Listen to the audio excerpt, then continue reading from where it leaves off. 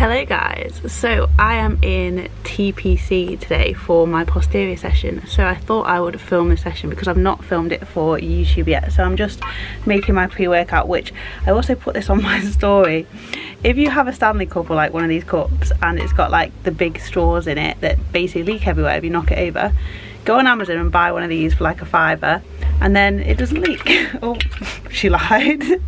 It doesn't leak as bad, but I don't think it's meant to leak. I think I've just dropped it and then now it maybe has a crack in it. But it doesn't leak as bad is the main thing. I promise you it's good. It's so much better than the actual straw. So yeah, go and buy one of these for £5 and maybe a better one. Maybe get one that's a bit more than £5. But either way, if you want a bottle that doesn't leak, you don't have to replace the whole cup. You can just go on Amazon and replace the lid. So yeah, anyway, I'm in TPC today for posterior, just making my pre-workout. Gonna put some proven in here, go do some steps, drink this and then get going. So I will film this session for YouTube today. So yeah, thank you for watching. I hope you enjoy. Hello guys, so I'm going to do the usual voiceover of this session. So I always start my posterior session with glute ham raise. Now I love TPC, but their glute ham raise is awful. It's just like so close to the ground, so I can't hardly get any range of motion on it, and I prefer to have the plate like directly below me with my arms fully extended rather than having it like hunched up a bit with my arms bent. But I just can't do that on this glute ham raise because there's just not enough like space essentially. Also, it's not ideal in terms of the length between the platform that your feet are on and where my hips sit, and it's hard to adjust it to the right one. So like my feet were coming off, I felt a little bit unstable. Yeah, I just don't like it very much here, but it's fine. I'm really just doing this movement to like activate my glutes and hamstrings a little bit going into the session anyway. So that's the main focus here. I have been progressing the weight a little bit, especially doing it at AW, but like I said, it's just keeping a high rep range, kind of anywhere between 50 and 20 reps, and just getting a bit of activation and blood flow to the glutes and hams. Then into a line hamstring curl. So I just do a rest pause set on this. So first set is about 10 to 12 reps and then 10 to 20 second rest, same weight, and then just go to failure. Usually get around 5 or 6 reps at failure. So just one rest pause set on this and that's it. I'm not trying to do a load of volume here. It's really just to have a lying hamstring in my program, because in my leg sessions, my lower and my leg session, I've got seated hamstring curl. So it's really just to have a lying hamstring movement in my plan, but also again just to kind of get some blood flow to my hamstrings before going into my hinge later on in the session. Main cues here are just thinking about using the handles to pull myself into the seat, keeping my hips down and just controlling the change of direction at the top. Like I'm not trying to bounce that pad off the back of my hamstrings or anything.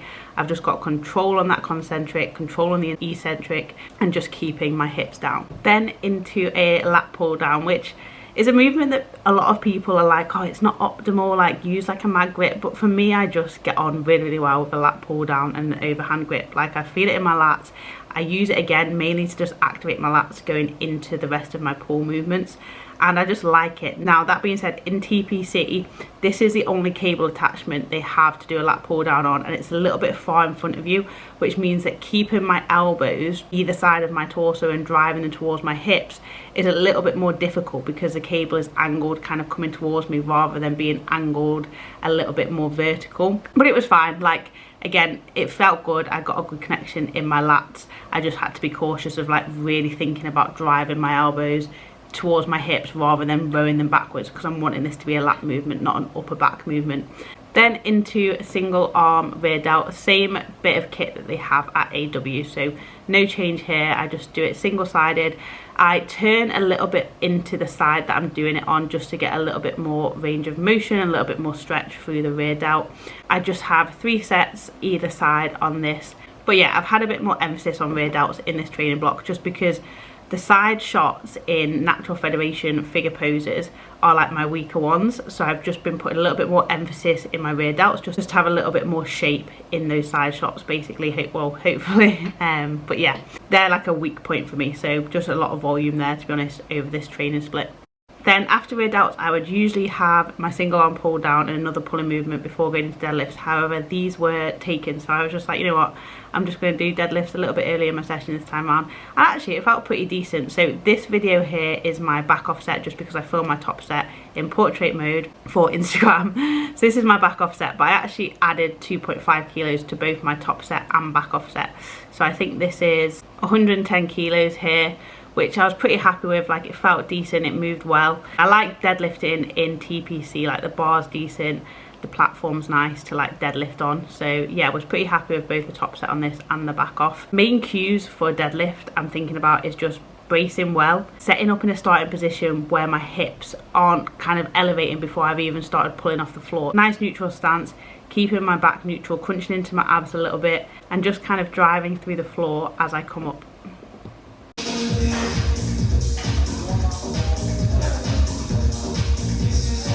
Next exercise, single arm pull down. So I get on well with these. I prefer doing it on the cable machine than on like a single arm pull down machine, whether it's pin loaded or plate loaded. I just feel like doing it on the cable, I just get a slightly better connection. I can kind of have my arm path where I want it to be to get a good connection. What I'm thinking about is just driving my elbow vertically down into my hip, and then on the eccentric just think about moving my hand as far away from me as possible, so it's just moving in like an arc motion upwards and controlling the elevation through my lats. Main thing here is like trying to stay on my lats, which I do struggle with. I've also got quite a lot of tightness at the moment. I'm actually seeing Liv next week to get it sorted, which meant that actually connecting with my lats today was a little bit more difficult than usual. But yeah, generally a good movement, and it's just a case of kind of keeping it light enough that I'm actually like using my lats to move the weight and no other area of my back is like overcompensating. Then seated machine row. Really like this machine at TPC. It's a really nice seated machine row. I'm not overthinking this. I'm literally just sitting on it and rowing and just thinking about kind of retraction, protraction of my scapula a little bit, not overthinking like where my elbows are going or anything, and just making sure that I'm getting a good squeeze as I drive backwards, and then a little bit of a stretch as those handles move away from me. Penultimate exercise, single arm low row. Did this on the cable machine. I usually use a machine in AW, but just did this on the cables. Feels pretty nice. Just basically got the bench in my hips just for a little bit more stability.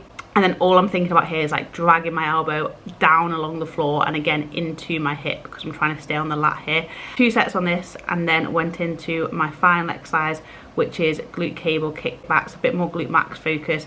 Main thing I'm thinking about here is like using my core for stability and trying not to arch my back. Like what I see most with clients is like they'll kick their leg back or swing their leg back, arch their back as the glute gets short, which you want to avoid because it will just take the load off your glute. Then after this session I did a little bit of posing, so I'll insert some shots here. I was pretty happy with these shots, to be fair. Like, I definitely looked fuller than I have done recently. Things are definitely moving along at a decent rate at the moment, which is nice to see. And yeah, like, I'll probably turn this diet into a prep.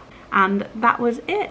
Thank you all so much for watching. Hopefully you enjoyed this video, and I will catch you in the next one.